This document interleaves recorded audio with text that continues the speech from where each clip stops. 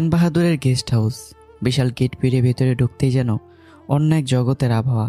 চারদিকে আলোর ঝলকানি, দেশের নামকরা শিল্পপতি, ব্যবসায়ী, সিইও সবাই উপস্থিত। কিন্তু সে আনন্দঘন পরিবেশের আড়ালে লুকিয়েছিল এক অদৃশ্য উত্তেজনা। আর সেই উত্তেজনার কেন্দ্রবিন্দু হয়ে দাঁড়িয়েছিল একজন মানুষ। বইয়ের হাত ধরে যখন আমি ধীরে ধীরে হলরুমের ভেতরে প্রবেশ করলাম, তখন একের পর এক দৃষ্টি কি আটকে পড়ল আমার উপর।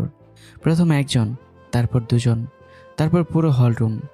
মুহূর্তের মধ্যে যেন ফিসফাস শুরু হয়ে গেল।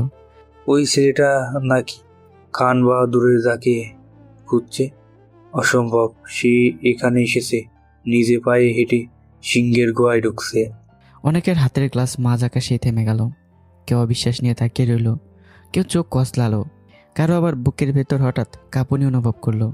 কারণ তারা সবাই সেই ছবিটা দেখেছিল 2 মাস আগে। খান বাহাদুর নিজ হাতে যেই যুবকের ছবি পুরো বিজনেস জগৎকে দেখিয়েছিল, আর সেই মানুষটি তাদের সামনে দাঁড়িয়ে, তাও আবার মাথা উঁচু করে। মুখে ভয় নামক কোনো কিছুর ছাপ নেই, যেন সে অতিথি নয়, বরং এই যুদ্ধক্ষেত্রের প্রকৃত মালিক। হঠাৎ মিম টেক্সটাইলের কোম্পানির সিইও হাবিব সাহেব দ্রুত পায়ে এগিয়ে এলেন। তার চোখে মুখে উদ্বেগ স্পষ্ট। মাসুদ খানের সামনে দাঁড়িয়ে গম্ভীর কণ্ঠে বললেন, মিস্টার মাসুদ খান, আপনি মনে হয় জীবনের সবচেয়ে বড় ভুল করে ফেলেছেন। কথাটা শুনেই মাসুদ খান ভুরু কুঁচকে তাকালেন। কি বলতে চাচ্ছেন মিস্টার হাবিস? হাবিব সাহেব গভীর নিঃশ্বাস নিয়ে বললেন, আপনি বুঝতেও পারছেন না আপনি কি আগুন নিজের ঘরে এনেছেন। তিনি আঙ্গুল তুলে আমার দিকে ইঙ্গিত করলেন। এই ছেলেটা হচ্ছে খান বাহাদুরের সবচেয়ে বড় শত্রু, আর আপনি তাকে নিজের পাশে বসিয়ে রেখেছেন। খান বাহাদুর যদি জানতে পারে, তাহলে শুধু আপনার কোম্পানি না, আপনার পুরো বংশের অস্তিত্ব পর্যন্ত মুছে দিতে পারে। কথাগুলো শুনে মাসুদ খানের বুকের ভেতরটা মোচড় দিয়ে উঠল। কেউ যেন তার হৃদয়টা মুঠো করে চেপে ধরেছে। হাবিব এবার সরাসরি আমার দিকে তাকালেন, চোখে করুণা আর সতর্কতার মিশ্র ছাপ। তোমার নামটা আমার মনে নেই ছেলে, আজকের পর থেকে নিজের আর মাসুদ খানের জীবনের উল্টো গণনা শুরু করে দাও। পুরো হলরুম নিস্তব্ধ, সবার চোখ এখন আমার দিকে। কিন্তু আমার মুখে কোনো ভয় নেই, বরং ঠোঁটের কোণে ফুটে উঠল এক রহস্যময় হাসি। চল শক্ত করে সে বলল, মিস্টার হাবিব, এটা আমাদের বিষয়। আর খান বাহাদুরকে আপনার মতো কাপুরুষ ভয় পায়, আমার মতো মানুষ নয়। বাক্যটাতে যেন বজ্রপাত হয়ে আঘাত করলো। হাবিব সাহেব থমকে গেলেন, চোখ বড় হয়ে গেল। মনে হলো তিনি ভুল শুনেছেন। তার মনে শুধু একটা প্রশ্ন ঘুরপাক খেতে লাগলো, এই ছেলেটাকে সত্যিই জানে সে কার বিরুদ্ধে দাঁড়িয়ে আছে? এরপর একে একে আরও কয়েকজন সিইও এগিয়ে এলেন। কেউ সহানুভূতি দেখানোর ভান করলো, কেউ বিদ্রুপ করলো, কেউ আবার প্রকাশ্যে অপমান করতে শুরু করলো। একজন বলল, মাসুদ সাহেব, ব্যবসা করতে করতে কি বিচার বুদ্ধি হারিয়ে ফেলেছেন? যে ছেলেকে পুরো দেশ খুঁজছে তাকে জামাই বানিয়েছেন। আরেকজন তার ছেলের হাসি দিয়ে বলল, আমার তো মনে হচ্ছে আপনি নিজের হাতে নিজের কোম্পানির কবর খুঁড়ছেন। খান বাহাদুরের বিরুদ্ধে গিয়ে কেউ কোনোদিন টিকতে পারেনি। তৃতীয় একজন গ্লাসে চুমুক দিয়ে বলল, সত্যি বলতে কি, আজকের পার্টির পরে আপনার কোম্পানির শেয়ার কিনতে কেউ আগ্রহী থাকবে না, কারণ সবাই জানে ডুবন্ত জাহাজে কেউ চড়ে না। চারপাশে চাপা হাসির শব্দ উঠল। সেই হাসি যেন সূচের মতো বিঁধতে লাগলো মাসুদ খানের বুকে। তার নিঃশ্বাস ভারী হয়ে উঠল, কপালে ঘাম জমল, রাগে হাত কাঁপতে শুরু করলো। তার ইচ্ছে করছিল সবাইকে চিৎকার করে থামিয়ে দিতে, কিন্তু পারছিলেন না। কারণ তাদের কথাগুলোর পেছনে ছিল খান বাহাদুরের ভয়। এক ভয় যা বছরের পর বছর ধরে পুরো বিজনেস জগৎকে শাসন করেছে। মাসুদ খান দাঁতে দাঁত চেপে আমার দিকে তাকালেন, মনে মনে বললেন, এই ছেলেটা আমাকে একদিন হার্ট অ্যাটাক করে চালবে। কিন্তু আশ্চর্যের বিষয়, যে কথাগুলো শুনে একজন মানুষের ভেঙে পড়ার কথা, সে আমি নির্বিকার। আমি শুধু চারদিকে তাকিয়ে রইলাম। আমার চোখে ছিল অদ্ভুত এক শান্তি। আর সেই শান্তি দেখে মাসুদ খানের বুকের ভেতর অকারণে আরও ভয়ে জমতে শুরু করলো। কারণ তিনি বুঝতে পারছিলেন, যে মানুষ ঝড়ের আগেও হাসতে পারে, সে হয় সম্পূর্ণ পাগল, নয়তো ভয়ঙ্কর কিছু জানে, যা অন্য কেউ জানে না। হঠাৎই ভিড়ের মাঝখান চিরে সামনে এগিয়ে এলেন আর.কে টেক্সটাইলের সিইও আমজাদ আহমেদ। তার ঠোঁটের কোণে তাচ্ছিলের হাসি, চোখে অবজ্ঞার ছাপ। আমার সামনে দাঁড়িয়ে তিনি বললেন, মিস্টার, তোমাকে দেখে তো যথেষ্ট বুদ্ধিমান মনে হয়। মাসুদ খান না হয় বয়সের ভরে বা আবেগে ভুল সিদ্ধান্ত নিয়েছে, কিন্তু তোমার কি হয়েছে? চারপাশে থাকা কয়েকজন সিইও মুচকি হাসলো। আমজাদ আহমেদ আবার বললেন, খান বাহাদুরকে জানো? তিনি এই দেশের ব্যবসা জগতে এক অদম্য সিংহ। আর তোমরা আজ স্বেচ্ছায় সেই সিংহের গুহায় ঢুকে পড়েছ। বিশ্বাস করো, আজ তোমরা দুজনেই সেই সিংহের শিকার হতে চলেছ। কথা শেষ করে তিনি অট্ট হাসিতে ফেটে পড়ল। তার হাসির সঙ্গে তাল মিলিয়ে আরও কয়েকজন ব্যবসায়ী হাসতে শুরু করলো। কিন্তু সবার বিস্ময়ের সীমা রইল না যখন আমি হেসে উঠলাম। না, সেই হাসিতে কোনো ভয় ছিল না, সেই হাসিতে ছিল অদ্ভুত এক আত্মবিশ্বাস। আমি ধীরে ধীরে মাথা তুলে চারপাশে তাকালাম। তারপর, হ্যাঁ, এটা সিংহের গুহা, কিন্তু দুর্ভাগ্যবশত এই গুহার সবচেয়ে বড় সিংহ আমি নিজেই। মুহূর্তের মধ্যে পুরো হলরুম নিস্তব্ধ হয়ে গেল, যেন সময় নিজেই থমকে দাঁড়িয়েছে। একজন সিইউর হাতে ধরা গ্লাস কেঁপে উঠল, আরেকজনের ঠোঁটের কোণে হাসি মিলে গেল। কেউ অবিশ্বাসে তাকিয়ে আছে, কেউ মনে মনে ভাবছে, এই ছেলেটা কি পাগল, নাকি সত্যি এমন কিছু জানে যা আমরা জানি না? মিম টেক্সটাইলের সিইও হাবিব প্রথমে স্তব্ধ হয়ে গিয়েছিলেন, কিন্তু কয়েক সেকেন্ড পরেই তিনি হো হো করে এসে উঠলেন। দেখেছো, মাসুদ খানের সঙ্গে থাকতে থাকতে ছেলেরাও পাগল হয়ে গেছে। তার কথায় কয়েকজন সিইও আবার এসে উঠল। একজন বলল, খান বাহাদুরের সামনে দাঁড়িয়ে নিজেকে সিংহ বলবে? আরেকজন তার ছেলে সুরেই বলল। আমার মনে হয় আজকের পার্টির সবচেয়ে বড় বিনোদন এই ছেলেটা। তৃতীয়জন মাথা নেড়ে বলল, খান বাহাদুর যদি শুনি, তাহলে এই ছেলেটার অস্তিত্ব খুঁজে পাওয়া যাবে না। আরেকজন ফিসফিস করেই বলল। মাসুদ খান নিজের হাতে নিজের কবর খুঁড়ছেন। কটাক্ষ, বিদ্রুপ আর তুচ্ছ তাচ্ছিল্যের বৃষ্টি নেমে এলো চারদিক থেকে। কিন্তু আশ্চর্যের বিষয়, আমার মুখের হাসি একটু মুছে গেল না, যেন আমি সব শুনছি না। আর এই দৃশ্য দেখে মাসুদ খানের বুকের ভেতরটা মোচড় দিয়ে উঠল। রাগ, ভয়, উদ্বেগ সব মিলে তার শ্বাস ভারী হয়ে আসতে লাগলো। তিনি মনে মনে শুধু একটা কথাই বললেন, ইলাম, তুমি কি সত্যি জানো তুমি কার বিরুদ্ধে দাঁড়িয়েছো? ঠিক তখনই পুরো গেস্ট হাউস জুড়ে ভেসে এলো ঘোষণার কণ্ঠ। অ্যাটেনশন প্লিজ, খান বাহাদুর তার পরিবার নিয়ে উপস্থিত হচ্ছেন, সবাই নিজ নিজ আসনে বসে পড়ুন। মুহূর্তের মধ্যেই চারপাশে কোলাহল থেমে গেল। সবাই দ্রুত নিজেদের আসনে গিয়ে বসলো। কয়েক সেকেন্ড পর প্রধান প্রবেশদ্বার দিয়ে ধীর পদক্ষেপে ভেতরে প্রবেশ করলেন খান বাহাদুর। তার পাশে অরুমিতা, তার মা, আর একটু পেছনেই ইব্রাহিম খান ও শারমিন খান ও অরুর মা সামিরা খান। তাদের প্রবেশের সঙ্গে সঙ্গেই পুরো হলরুমের পরিবেশ বদলে গেল, যেন কোনো মানুষের নয়, একটি ভয়ঙ্কর শক্তির আগমন ঘটেছে। মাইক্রোফোন হাতে নিয়ে স্টেজে উঠলেন খান বাহাদুর। সবাই ভেবেছিল তিনি হয়তো অতিথিদের শুভেচ্ছা জানাবেন, কিন্তু না, তার প্রথম বাক্যেই সবার বুকের রক্ত হিম হয়ে গেল। শীতল ধারালো কণ্ঠে তিনি বললেন, আজ আমি সেই কোম্পানির কথা বলবো, যে কোম্পানি আমার সঙ্গে বিশ্বাসঘাতকতা করেছে। এক মুহূর্তে পুরো হলরুমে মৃত্যুসম নীরবতা নেমে এলো। অনেক সিইওর হাত কাঁপতে শুরু করলো, কারো গলা শুকিয়ে গেল, কারো কপালে বিন্দু বিন্দু ঘাম জমলো। মিম টেক্সটাইলের সিইও হাবিব ধীরে ধীরে মাথা গুছিয়ে মাসুদ খানের দিকে তাকালেন। তারপর ঠোঁটের কোণে রহস্যময় হাসি ফুটে উঠল। অন্যদিকে আমজাদ আহমদও গম্ভীর মুখে তাকিয়ে রইলেন মাসুদ খানের দিকে। তাদের চোখে স্পষ্ট লেখা, আজ তোমার সেই দিন। আর মাসুদ খান, তার অবস্থা তখন ভয়াবহ। হাত কাঁপছে, গলা শুকেও কাট, বুকের ভেতরে এই স্পন্দন যেন যুদ্ধের ঢোলের মতো বাজছে। রাগে, ভয়ে আর উদ্বেগে তিনি পাশে ফিরে তাকালেন আমার দিকে, কিন্তু সেখানে কোনো ভয় নেই, উদ্বেগ নেই, বরং আমার ঠোঁটে ফুটে আছে এক রহস্যময় হাসি। যে হাসি দেখে মাসুদ খানের বুকের ভেতর আবারও কেঁপে উঠল, কারণ তিনি বুঝতে পারছিলেন না যে আমি কি ভয়ঙ্কর বিপদের কথা বুঝতে পারছি না, নাকি এমন কোনো সত্য জানি যা পুরো হলরুমের কেউ জানে না। গেস্ট হাউসের বিশাল হলরুম, নীরবতা যেন ধীরে ধীরে ভয়ঙ্কর রূপ নিচ্ছিল। মঞ্চের উপর দাঁড়িয়ে আছে খান বাহাদুর। বয়স 80 ছুঁই হলেও তার কণ্ঠের গর্জনে এখনও বহু মানুষের বুক কেঁপে ওঠে। চারদিকে বসে আছে দেশের নামকরা শিল্পপতি, ব্যবসায়ী, বিভিন্ন কোম্পানির এমডি ও সিইওরা। কিন্তু আজ কারো মুখে হাসি নেই, কারণ সবাই জানে খান বাহাদুর যখন এভাবে মঞ্চে ওঠেন তখন ঝড় আসবেই। খান বাহাদুর মাইক্রোফোনটা শক্ত করে ধরে আবার বললেন, আমি বরাবর বলেছি মাসুদ খানের কোম্পানিকে কেউ সাহায্য করবে না, কিন্তু আমার চোখ ফাঁকি দিয়ে আমার পেছনে লুকিয়ে কেউ না কেউ তাকে সাহায্য করছে। তার কণ্ঠ ধীরে ধীরে আরও ভারী হয়ে উঠল। লন্ডন থেকে 3000 কোটি টাকার অর্ডার এনেছে মাসুদ খান, এবং মাত্র 2 মাসে সেই প্রজেক্ট সম্পূর্ণ করেছে। কথাটা শুনতেই পুরো হলরুমে চাপা গুঞ্জন ছড়িয়ে পড়ল। একের পর এক সিইও বিস্ময় একে অপরের দিকে তাকাতে লাগলো। কারো চোখ কপাল উঠে গেছে, কারো মুখ হা হয়ে গেছে, কারণ তারা সবাই জানে মাসুদ খানের বর্তমান ফ্যাক্টরির সক্ষমতা নিয়ে এমন প্রজেক্ট শেষ করা প্রায় অসম্ভব। একজন সিইও ফিসফিস করে বলল, অসম্ভব। আরেকজন গিলে ফেলল শুকনো টোক। 2 মাসে 3000 কোটি টাকার কাজ, এটা কিভাবে সম্ভব? ঠিক তখনই ধাম, খান বাহাদুর সামনে রাখা টেবিলে এমন জোরে এক আঘাত করলেন যেন পুরো হল কেঁপে উঠল। অনেকের বুক ধুক করে উঠল, কেউ কেউ চেয়ার থেকে প্রায় লাফিয়ে উঠল। রাগে খান বাহাদুরের চোখ রক্তবর্ণ হয়ে উঠেছে। তাহলে বলো, কিভাবে সম্ভব হলো? কেউ সাহায্য না করলে এই কাজ কখনো শেষ করা যেত না। তার গর্জনে যেন চার দেয়ালে প্রতিধ্বনি হতে লাগলো। হলরুমে বসে থাকা মানুষগুলোর গলা শুকিয়ে কাঠ হয়ে গেল। কারো হাত কাঁপছে, কারো কপাল বেয়ে ঘাম গড়িয়ে পড়ছে। সবাই এখন শুধু একটা কথাই ভাবছে, কে সেই কোম্পানি, কে সেই মানুষ যে খান বাহাদুরের নিষেধ অমান্য করার সাহস দেখিয়েছে। খান বাহাদুর ধীরে ধীরে সবার দিকে তাকালেন।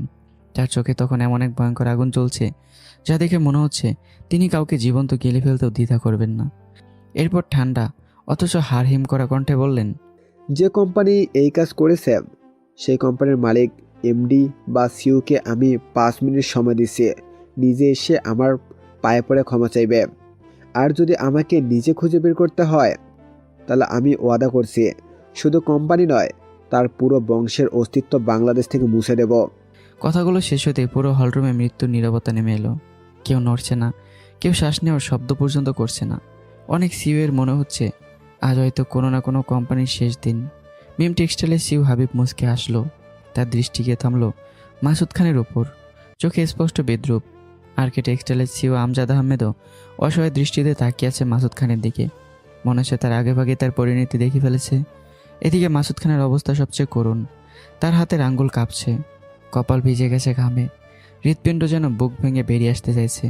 আর তার সমস্ত রাগ এসে জমেছে একটা মানুষের ওপর। তিনি আমার দিকে দাঁতে দাঁত চেপে তাকিয়ে আছেন, মনে মনে বলছে, আমি বলেছিলাম না আসতে, আমি বলেছিলাম পালিয়ে যেতে, এখন সব শেষ। কিন্তু ঠিক তখনই পুরো হলরুমকে স্তব্ধ করে দিয়ে একটি চেয়ার সরে যাওয়ার শব্দ শোনা গেল। কর্কশ, ধীর কিন্তু ভয়ঙ্কর। সবাই একসাথে ঘুরে তাকালো। দেখলো আমি দাঁড়িয়ে আছি। আমার মুখে কোনো ভয় নেই, কোনো দ্বিধা নেই, বরং চোখে জ্বলছে এক অদ্ভুত আত্মবিশ্বাস, যেন আমি শিকার নই, শিকারী। পরক্ষণেই, মিস্টার খান বাহাদুর, তাহলে আপনি নিজে নিজের পায়ে পড়ে যান। 1 সেকেন্ড, 2 সেকেন্ড, 3 সেকেন্ড, পুরো হলরুম নিথর। কারণ নিঃশ্বাস চলছে কিনা তা বোঝা যাচ্ছে না। এরপর আমি আবারও বললাম, কারণ মাসুদ খানকে সাহায্য করেছেন আপনি নিজেই। এমন সময় ধপ করে শব্দ। কোথাও থেকে একজনের হাত থেকে পানির গ্লাস পড়ে ভেঙে গেল। কেউ দাঁড়িয়ে পড়ল, কেউ চেয়ার আঁকড়ে ধরল, কেউ নিজের কানকে বিশ্বাস করতে পারছে না। আমি কি সত্যি খান বাহাদুরকে এই কথা বললাম? সবার সামনে, তারই নিজের গেস্ট হাউসে। এদিকে খান বাহাদুরের মুখের রং মুহূর্তে বদলে গেল। চোখ দুটো রক্তের মতো লাল হয়ে উঠল। রাগে তার বুক ওঠানামা করছে। তিনি ধীরে ধীরে তাকালেন আর প্রথমবারের মতো দেখলেন আমাকে। অন্যদিকে হলরুমে বসে থাকা সিইওদের অবস্থাও কম ভয়াবহ নয়। কিছুক্ষণ আগেও যারা আমাকে নিয়ে হাসাহাসি করছিল, কটাক্ষ করছিল, তারা এখন পাথরের মূর্তির মতো বসে আছে। হাবিবের ঠোঁটের হাসি উধাও। আমজাদ আহমেদের চোখ প্রায় কোটর থেকে বেরিয়ে আসার অবস্থা। অনেকের মনে একই প্রশ্ন ঘুরপাক খাচ্ছে। এই ছেলেটা মানুষ তো নাকি পাগল, নাকি এমন কেউ যাকে আমরা এখনও চিনতেই পারিনি? আর ঠিক সেই মুহূর্তে গেস্ট হাউসের বাতাস ভারী হয়ে উঠল। কারণ সবাই বুঝতে পারল আজ শুধু একটা পার্টি হচ্ছে না, আজ শুরু হতে যাচ্ছে এমন সংঘর্ষ যার অভিঘাতে হয়তো বাংলাদেশের ব্যবসায়িক জগৎটাই কেঁপে উঠবে। আমার কথাটা যেন বজ্রপাতের মধ্যে আঘাত করছিল পুরো হলরুমে। আমি আবারও বলে উঠলাম, কারণ মাসুদ খানের 3000 কোটি টাকার প্রজেক্ট সফল হওয়ার পেছনে সবচেয়ে বড় অবদান আপনারই মিস্টার খান বাহাদুর। আমার কথাটা শেষ হতেই চারদিকে এমন নীরবতা নেমে এলো যেন শত শত মানুষের ভিড়ের মাঝেও পৃথিবী হঠাৎ শব্দ হারিয়ে ফেলেছে। খান বাহাদুরের চোখ ধীরে ধীরে শুরু হয়ে এলো। তারপর বিষাক্ত দৃষ্টিতে তাকিয়ে বললেন, কে বললো এটা? তার কণ্ঠে এমন এক ভয়ঙ্কর শীতলতা ছিল যা শুনে অনেকের বুক কেঁপে উঠল। কিন্তু আমার কোনো পরিবর্তন নেই, বরং ঠোঁটের কোণে হালকা হাসি ফুটে উঠল। বয়স হয়েছে তাই কানে কম শুনেছেন। আমি বলেছি নিজের পায়ে নিজেই পড়ে ক্ষমা চেয়ে নিন। কারণ মাসুদ খানের 3000 কোটি টাকার প্রজেক্ট সময় মতো শেষ হওয়ার পেছনে সবচেয়ে বড় অবদান আপনারই। ধপ করে শব্দ, মনে হলো কারো বুকের ভেতর বিস্ফোরণ ঘটেছে। অনেক সিইও অবিশ্বাসে একে অপরের দিকে তাকালো। এতক্ষণে খান বাহাদুর যতটা রেগেছিলেন তার চেয়ে 1000 গুণ বেশি রেগে গেলেন এই কারণে যে আমি এই কথাগুলো বললাম। ঠিক তখনই অরুমিতার চোখ গিয়ে পড়ল আমার মুখের ওপর। আর পর মুহূর্তে তার শরীর কেঁপে উঠল, এমনভাবে কেঁপে উঠল যে সে প্রায় চেয়ার থেকে পড়ে যাচ্ছিল। সৌভাগ্যবশত তার মা সামিরা খান দ্রুত তাকে ধরে ফেললেন। অরুমিতার মুখের রং উধাও, হাত পা ঠান্ডা হয়ে আসছে। তার মনে হচ্ছিল যেন অতীতের কোনো ভয়ঙ্কর দুঃস্বপ্ন হঠাৎ বাস্তব হয়ে সামনে দাঁড়িয়ে গেছে। খান বাহাদুর দাঁতে দাঁত চেপে বললেন, আব্রাহাম, তোর এত বড় সাহস, তুই আমাকে কটাক্ষ করে কথা বলিস? এমনিতেই তোকে আমি খুঁজছি। কথাগুলো পুরো হলরুমে প্রতিধ্বনিত হলো, কিন্তু আমি বুড়ো পর্যন্ত কোসকালাম না, বরং ধীরে ধীরে নিজের জায়গা থেকে উঠে দাঁড়ালাম। তারপর 1 পা 2 পা 3 পা সোজা মঞ্চের দিকে হাঁটতে শুরু করলাম। আমার প্রতিটি পদক্ষেপ যেন উপস্থিত মানুষগুলোর হৃদস্পন্দন বাড়িয়ে দিচ্ছিল। মাসুদ খানের অবস্থা তখন ভয়াবহ। তার হাত কাঁপছে, গলা শুকিয়ে কাঠ, মনে হচ্ছে বুকের ভেতর হৃৎপিণ্ডটা এখনই বেরিয়ে আসবে। তিনি অসহায় চোখে আমার দিকে তাকিয়ে আছেন। অন্যদিকে উপস্থিত সব সিউ বিস্ময়ে হতবাক। কারো চোখে অবিশ্বাস, কারো চোখে আতঙ্ক, কারো চোখে কৌতূহল। অরুমিতা থরথর করে কাঁপছে। তার নখ নিজের হাতুর তালুতে বসে গেছে। মনে হচ্ছে যেন যে কোনো মুহূর্তে ভয়ঙ্কর কিছু ঘটে যাবে। তার গলা শুকিয়ে গেছে। মনে মনে শুধু একটা কথাই ঘুরছে। ইলহাম ভাই, তুমি কি করতে যাচ্ছ? আমি মঞ্চের আরও কাছে গিয়ে থামলাম। তারপর স্থির চোখে খান বাহাদুরের দিকে তাকিয়ে বললাম, একটু আগে আপনি বললেন যে কোম্পানি মাসুদ খানকে সাহায্য করেছে সেজন্য আপনার পায়ে পড়ে ক্ষমা চায়, কিন্তু সাহায্য তো আপনিই করেছেন মিস্টার খান বাহাদুর। শব্দগুলো চুরি হয়ে কেটে গেল চারপাশের বাতাসে। পুরো হলরুমের মানুষের নিঃশ্বাস যেন এক মুহূর্তের জন্য থেমে গেল। কেউ নিজের কানকে বিশ্বাস করতে পারছে না। কেউ মনে করছে এটা হয়তো দুঃস্বপ্ন। হঠাৎ খান বাহাদুর বজ্র গর্জনের মতো চিৎকার করে উঠলেন, তোর সাহস অনেক বেড়ে গেছে আব্রাহাম। তোকে আবার জেলে পাঠাতে হবে, না হয় তোর অস্তিত্ব পৃথিবী থেকে মুছে দিতে হবে। এই কথা শুনে ময়ের বুক ধুক করে উঠল। তার চোখে ভয় স্পষ্ট ফুটে উঠল। মনে হচ্ছিল অদৃশ্য কোনো অন্ধকার ধীরে ধীরে তাদের গিলে ফেলছে। পাশ থেকে মাসুদ খান ফিসফিস করে বললেন, আমি বলেছিলাম লন্ডন চলে যেতে, কিন্তু তোরা শুনলি না। এখন বুঝবি খান বাহাদুরের আসলে কি জিনিস। অন্যদিকে অনেক সিওয়ের মুখে তৃপ্তির হাসি ফুটে উঠেছে। তারা যেন অপেক্ষা করছিল এই মুহূর্তটার জন্য। কিন্তু আমি এখনও স্থির। আমার চোখে এখনও সেই ভয়ঙ্কর আত্মবিশ্বাস। মিস্টার খান বাহাদুর, সব কিছু এত সহজ না। আমি এতদিন চুপ ছিলাম, সময়ের অপেক্ষা করছিলাম। আর আজ আমি কথা দিচ্ছি, তোমার অহংকার, তোমার সাম্রাজ্য তোমার চোখের সামনেই ধ্বংস করে দেব। কথাগুলো এমনভাবে উচ্চারিত হলো যে অনেক কিশোরীলে কাটা দিয়ে উঠল। কিছু সিউ অনিচ্ছা সত্ত্বেও ঢোক গেল, কারণ তারা প্রথমবার অনুভব করলো এটা শুধু রাগ নয়, এটা প্রতিশোধের ঘোষণা। খান বাহাদুরের মুখ রক্তবর্ণ হয়ে উঠল। তিনি মাইক্রোফোন ছুঁড়ে ফেলে গর্জে উঠলেন, ধরো ওকে, এখনই ধরো। সঙ্গে সঙ্গে দুজন বিশাল দেহী বডিগার্ড ঝাঁপিয়ে পড়ল আমার দিকে। কিন্তু পরের কয়েক সেকেন্ডে যা ঘটল তা দেখে উপস্থিত মানুষগুলোর চোখ বিস্ফোরিত হয়ে গেল। প্রথম বডিগার্ড আমার দিকে হাত বাড়াতেই ধাম, সে মাটিতে ছিটকে পড়ল। দ্বিতীয়জন আক্রমণ করতে এগোতেই আরেকটি প্রচণ্ড আঘাতে সেও মেঝেতে গড়িয়ে পড়ল। দুজনেই কাতরাতে লাগলো। আর আমি দাঁড়িয়ে রইলাম ঠিক আগের জায়গাতেই, যেন কিছু হয়নি। পুরো হলরুমে শোরগোল শুরু হয়ে গেল। অনেকে চোখে আতঙ্ক, অনেকের চোখে বিস্ময়ে, আর খান বাহাদুরের চোখে জ্বলছে ভয়ঙ্কর আগুন। আমি ধীরে ধীরে তার দিকে তাকিয়ে বললাম, মিস্টার খান বাহাদুর, আমি আপনাকে কখনো ভয় পাইনি, আর কোনো দিন পাবও না। আর আপনি খুব ভালো করেই জানেন আমি কি করতে পারি। কথাটা শুনে খান বাহাদুরের চোখে এক মুহূর্তের জন্য অদ্ভুত ঝিলিক দেখা গেল, যেন বহুদিনের চাপা কোনো স্মৃতি হঠাৎই জেগে উঠেছে। আপনার মতো মানুষ অন্যের ভালো কখনো সহ্য করতে পারে না, কারণ আপনি ক্ষমতা ভালোবাসেন, মানুষকে নয়। ধাম করে এক শব্দ, খান বাহাদুর রাগে সামনে ভারী টেবিলে এমন জোরে আঘাত করলেন যে টেবিল কেঁপে উঠল, গ্লাসগুলো ঝনঝন করে উঠল। কয়েকজন মহিলা ভয়ে চমকে উঠলেন। পুরো পরিবেশ মুহূর্তেই থমথমে হয়ে গেল। বাংলাদেশের নামকরা শিল্পপতি, ব্যবসায়ী, প্রভাবশালী ব্যক্তিরা সবাই উপস্থিত, কিন্তু কেউ একটি শব্দ উচ্চারণ করছে না, কারণ সবাই বুঝতে পারছে খান বাহাদুর কেঁপে উঠেছেন। আর ব্যবসা জগতের মানুষরা জানে, যখন খান বাহাদুর সত্যিই কেঁপে ওঠেন তখন ঝড় শুধু শুরু হয় না, সব কিছু ভেঙে চড়ে দিয়ে যায়। পার্টি হলের ভেতর তখন যেন অদৃশ্য এক ঝড় বইছে। এক পাশে দাঁড়িয়ে আমি, আমার চোখে আগুন, মুখে কঠিন দৃঢ়তা। অন্য পাশে দাঁড়িয়ে দেশের প্রভাবশালী ব্যবসায়ীরা, যারা বছরের পর বছর খান বাহাদুরের ছায়াতলা থেকে নিজেদের সাম্রাজ্য গড়েছে। খান বাহাদুরের রাগানো মুখ দেখে অনেকেই সুযোগ বুঝে তাকে খুশি করার জন্য সামনে এগিয়ে এলো। সবার আগে গেলেন মিম টেক্সটাইল কোম্পানি সিউ হাবিব। ঠোঁটে অবজ্ঞার হাসি ঝুলিয়ে তিনি বললেন, এই মিস্টার, তোমার সাহস কী করে হয় খান সাহেবের সাথে এইভাবে কথা বলার? যার হয়ে কথা বলছো সেই মাসুদ খান একটা চুনোপুটি মাত্র। তার যোগ্যতাই নেই খান সাহেবের সামনে দাঁড়িয়ে কথা বলার, আর সেখানে তুমি। কথা শেষ করেই তিনি তার ছেলের হাসি আসলেন। সাথে সাথে আরকে টেক্সটাইলের সিও আমজাদ আহমেদ এগিয়ে এলেন।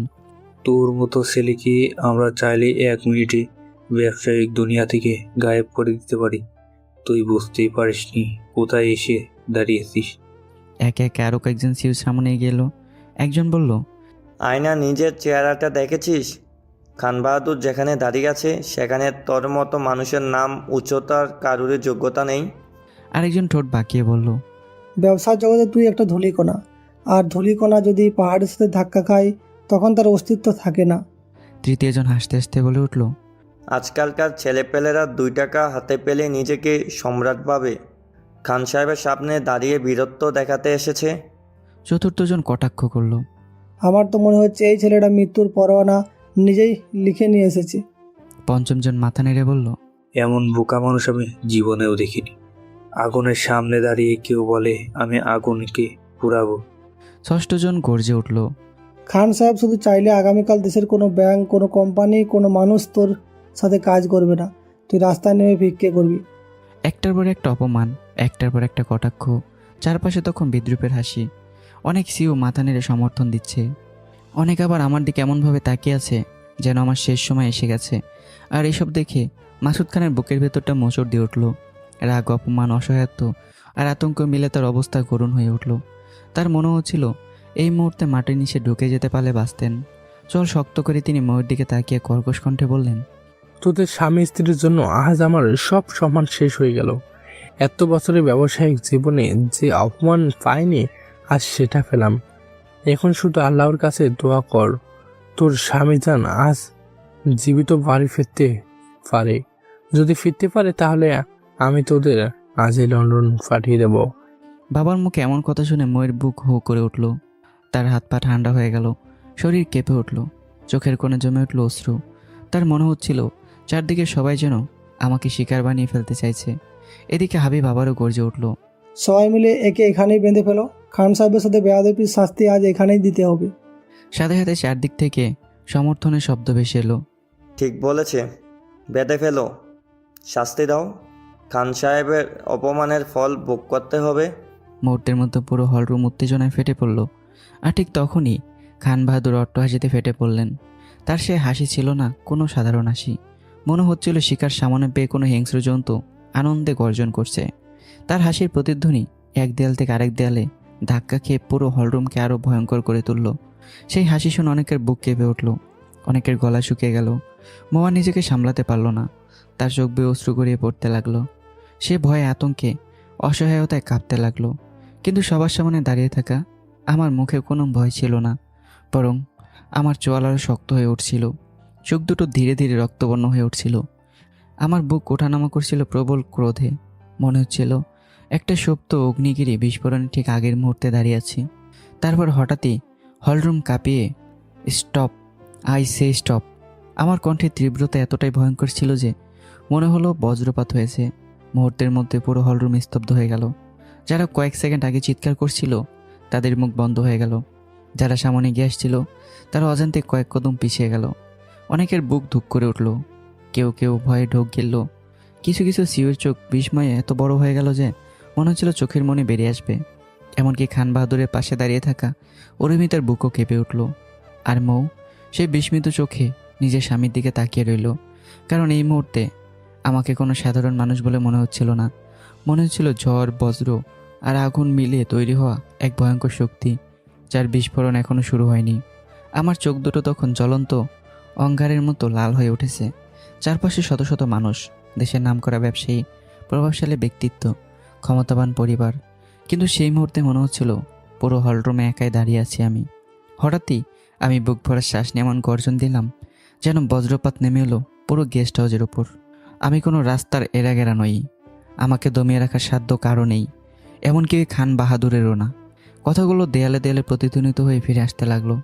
অনেকের বুক ধুক করে উঠল, কেউ অজান্তেই ঢোক গেল, কারো হাত থেকে পানির গ্লাস পড়ে মেঝেতে ভেঙে গেল। আরেকটা কথা, আজকের পর কেউ আমার সম্পর্কে একটা বাজে শব্দ উচ্চারণ করবে না। যে করবে তার জিভ কেটে ফেলতেও আমার 1 সেকেন্ডও সময় লাগবে না। কথাটা শুনে মুহূর্তের জন্য পুরো হলরুমে মৃত্যুসম নীরবতা নেমে এলো। কিছুক্ষণ আগে যারা চিৎকার করছিল, হুমকি দিচ্ছিল, তাদেরও মুখ শুকিয়ে গেল। কয়েকজন সিও অনুভব করলো তাদের কপালে ঠান্ডা ঘাম জমে গেছে। কারো বুকের ভেতর হৃদস্পন্দন এত জোরে চলছিল যে মনে হচ্ছিল আশেপাশে সবাই শুনতে পাচ্ছে। তবুও নিজের অহংকারে অন্ধ হয়ে মেম টেক্সটাইলের সিও হাবিব আবারও সামনে গেলেন। সে গলা উঁচু করে বলল, কে তুই? কি করবি? তোর মতো চুনিপুটিকে আমরা এখানেই মাটির নিচে পুঁতে ফেলতে পারি। হাবিবের কথা শেষ হওয়ার আগেই আমার চোখে ভয়ঙ্কর এক ঝিলিক দেখা দিল। তারপরে আমি বুক সোজা করে দাঁড়ালাম। মনে হলো পুরো হলরুমের বাতাস থেমে গেছে। আর পরের মুহূর্তেই, I am Ilham, Abraham Khan Ilham, king of business monster of Bangladesh. শব্দগুলো হলরুমে ছড়িয়ে পড়ল। তারপর যেন সময় থেমে গেল। 1 সেকেন্ড, 2 সেকেন্ড, 3 সেকেন্ড। কেউ নড়ছে না, কেউ কথা বলছে না। মনে হচ্ছিল হঠাৎ করে পুরো পৃথিবী স্তব্ধ হয়ে গেছে। এরপর এক অদৃশ্য আতঙ্ক যেন আগুনের মতো ছড়িয়ে পড়ল। অনেক সিওর মুখের রং মুহূর্তের মধ্যে উধাও হয়ে গেল। কারো হাঁটু কেঁপে উঠল, কারো হাত থেকে মোবাইল পড়ে গেল, কারো চোখ এত বড় বড় হয়ে গেল যে চোখের মনি বেরিয়ে আসবে। মিম টেক্সটাইলের সিউ হাবিবের বুকের ভেতরটা ধপ করে নেমে গেল। তার মনে হলো কেউ যেন মাথার উপর থেকে আকাশ সরিয়ে নিয়েছে। মনে মনে সে কাঁপতে কাঁপতে বলল, এটাই তাহলে কিং অফ বিজনেস মাস্টার। আমি কি পাগল হয়ে গিয়েছিলাম? আমি না জেনে না বুঝে মৃত্যুর সাথেই ঝামেলা করতে নেমেছিলাম। হে আল্লাহ, আমি কি করলাম? অন্যদিকে আরকে টেক্সটাইলের সিউ আমজাদ আহমেদের ঠোঁট শুকিয়ে কাঠ, তার হাত কাঁপছে। মনে মনে সে বলল, ও মাই গড, আমি তো বাঘের লেজ না, পুরো বাঘের গলায় হাত দিয়ে টানাটানি করছিলাম। এখন যদি সে আমার দিকে তাকাও, আমি শেষ। পাশে দাঁড়িয়ে থাকা ইউনিভার্সাল টেক্সটাইলের চেয়ারম্যান রহমান সাহেবের মুখ প্যাকাশ হয়ে গেছে। তিনি মনে মনে বললেন, এই কারণে কি বিদেশি বিজনেস সার্কেলে তার নাম শুনলেই মানুষ চুপ হয়ে যেত? আমি ভেবেছিলাম সব গল্প, কিন্তু আজ বুঝলাম গল্প না, বাস্তব আরও ভয়ঙ্কর। আরেকজন সিউ শাহরিয়ার গ্রুপের প্রধান নিজের কাপা হাত লুকাতে লুকাতে মনে মনে বলল, যে ছেলের বিরুদ্ধে খান বাহাদুর নিজে যুদ্ধ ঘোষণা করেছে সে সাধারণ কেউ হতে পারে না। আজ বুঝলাম আমি কত বড় ভুল করেছিলাম। এক কোণে দাঁড়িয়ে থাকা রিয়াজ ইন্ডাস্ট্রিজের মালিক বুক ধরপড় করছে তার। মনে মনে বলল, আমরা এতক্ষণ যাকে অপমান করেছি সে বাংলাদেশের ব্যবসা জগতের জীবন্ত মাস্টার। এটা যদি বাইরে ছড়ায় আমাদেরই সম্মান শেষ। আরেকজন শিল্পপতি মনে মনে শুধু একটা কথাই বলছিল, Khan Bahadur king of business master. আজ দুইটা দানব মুখোমুখি দাঁড়িয়ে আছে, এই লড়াইয়ে বাংলাদেশ কেঁপে উঠবে। এদিকে মাসুদ খান, তিনি যেন পাথরের মূর্তি হয়ে গেছেন। তার চোখ বড় বড় হয়ে আছে, নিঃশ্বাস নিতে পর্যন্ত ভুলে গেছেন। কানে যেন বারবার একই শব্দ বাজছে, king of business monster, king of business monster. তার মনে পড়ছে দাদা ভাইয়ের কথা, মনে পড়ছে আমার অদ্ভুত আত্মবিশ্বাস, মনে পড়ছে সেই রহস্যময় হাসি। হঠাৎই তার ঠোঁট কেঁপে উঠল। মনে মনে বলল, তাহলে তাহলে এতদিন আমার বাড়িতে আমার মেয়ের স্বামী হয়ে বাংলাদেশের সবচেয়ে ভয়ঙ্কর ব্যবসায়ী বাস করেছিল। তার বুকের ভেতরটা কেঁপে উঠল। এমন ধাক্কা জীবনে কখনো পাননি তিনি। আর মৌ, সে যেন নিজের কানকে বিশ্বাস করতে পারছে না। তার আঙুলগুলো কাঁপছে, চোখ বড় বড় হয়ে গেছে, মনে হচ্ছে চারপাশে ঝাপসা হয়ে আসছে। তার মাথার ভেতর শুধু একটা কথাই ঘুরছে, আব্রাহাম, আমার আব্রাহাম। এই মানুষটা আসলে কে? আমি এতদিন কার পাশে ঘুমিয়েছি, কার ভালোবাসায় নিজেকে সঁপে দিয়েছি। তার বুকের ভিতর দর্পর শব্দ বাড়তে লাগলো। কিন্তু আশ্চর্যের বিষয়ে ভয়ের চেয়ে গর্বটাই বেশি অনুভব করলো সে। কারণ পুরো হলরুম যেখানে আতঙ্কে জমে গেছে, সেখানে আমি দাঁড়িয়ে আছি মাথা উঁচু করে। আর সবার সামনে দাঁড়িয়ে থাকা খান বাহাদুরের চোখও প্রথমবারের মতো দেখা গেল এক অদ্ভুত, গভীর, বিপজ্জনক নীরবতা। যেন বহু বছরের অপেক্ষার পর সে অবশেষে তার প্রকৃত প্রতিপক্ষকে সামনে পেয়েছে। মাসুদ খানের মাথার ভেতর তখন যেন ঝড় বয়ে যাচ্ছে। একের পর এক বিস্ফোরণের মতো সত্য সামনে আসছে, আর তিনি কোনো কিছুর হিসাব মেলাতে পারছেন না। তার বুকের ভেতর ধুকপুক শব্দ বাড়তেই থাকলো। কিং অফ বিজনেস মনস্টার, এই নামটা যেন তার মাথার ভেতর ঘুরপাক খাচ্ছে।